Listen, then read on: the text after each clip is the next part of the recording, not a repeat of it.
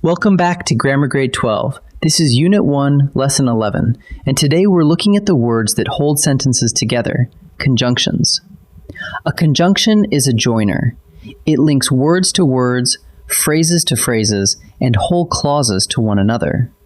We'll meet three kinds: coordinating, correlative, and subordinating, and by the end, you'll know not just their names, but exactly what each one joins. Let's get into it. Let's start with the big picture. A conjunction is a joining word. Its whole job is to connect things. It joins words, phrases, or whole clauses. Watch it grow. It can link two words, coffee and tea. It can link two phrases, up the hill or down the road. And it can link two full clauses. We left because the storm rolled in. Same little word doing the connecting each time. Now, there are three kinds of conjunction, and we'll take them one at a time: coordinating, correlative, and subordinating. First, the coordinating conjunctions.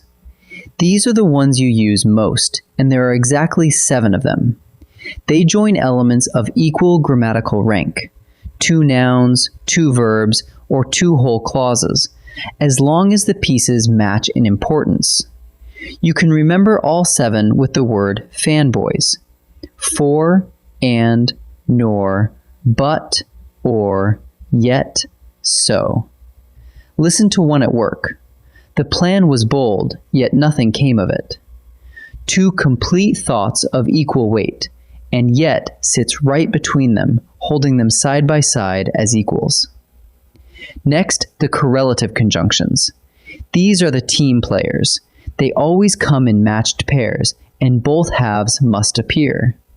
Take either and or. You can't just say either. The sentence waits for its partner.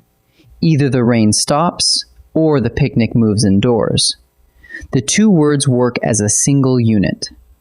Here are the pairs to know: both and, neither nor, whether or, and not only, but also. Notice they still join elements of equal rank, just like the fanboys. They simply do it in 2 parts, 1 word on each side. Now the third kind, and the one that behaves differently, the subordinating conjunction. This word begins a subordinate, that is, a dependent clause, and then hooks it onto a main clause. Common ones include because, although, since, when, and while. Also, if, unless, after, before, as, and until. Look what one does. We stayed inside because the storm rolled in. The first part, we stayed inside, could stand on its own, but because the storm rolled in cannot stand alone.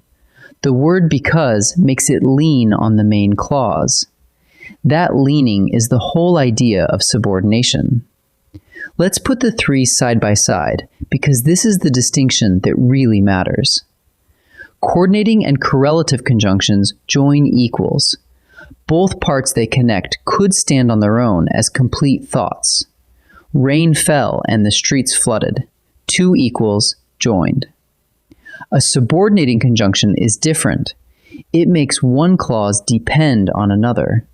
When the rain fell, the streets flooded. Now that first clause leans on the second and can't stand alone. So whenever you meet a conjunction, ask one question: is it joining equal partners, or is it making one clause lean on another? Here's a quick check you can run on any conjunction. First, is it one of the 7 fanboys sitting between 2 equal pieces? Then it's coordinating. Second, does it come as a matched pair, like either or not only, but also? Then it's correlative. And third, does it start a clause that can't stand on its own? Then it's subordinating. Keep the heart of it in mind. Coordinating and correlative words join equals, while subordinating words create dependence.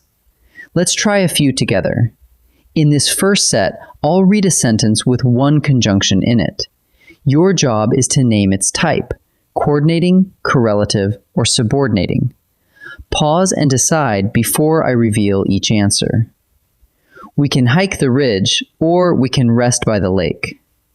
The joining word is or, one of the 7 fanboys. It sits between 2 equal clauses, each able to stand alone. So or here is a coordinating conjunction. Although the trail was steep, we reached the summit by noon. Look at the first clause. Although the trail was steep. It can't stand on its own. The word although makes it depend on the main clause. So although is a subordinating conjunction. Neither the map nor the compass showed the way. Here the joining is done by 2 words working together, neither and nor. A matched pair like that is a correlative conjunction. Now a second set. This time I'll ask what the conjunction joins, or which conjunction the sentence needs.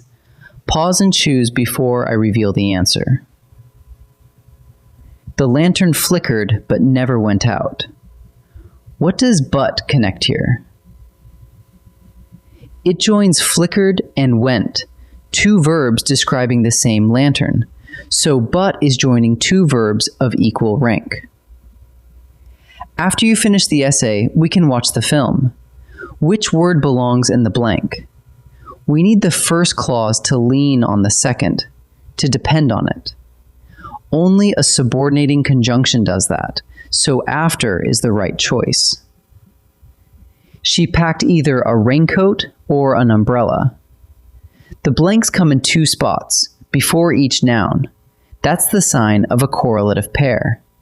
Either and or fit perfectly, joining the 2 equal nouns. So either or is the answer. Let's gather it all up. First, coordinating conjunctions, the 7 fanboys. For, and, nor, but, or, yet, so. Join words or clauses of equal rank.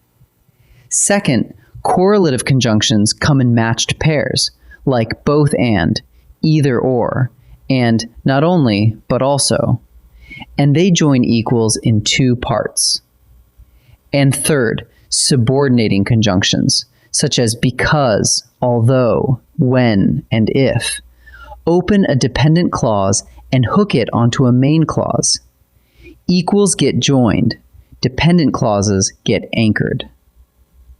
In our next lesson, lesson 12, we'll look at 2 more connectors, conjunctive adverbs and interjections. I'll see you there.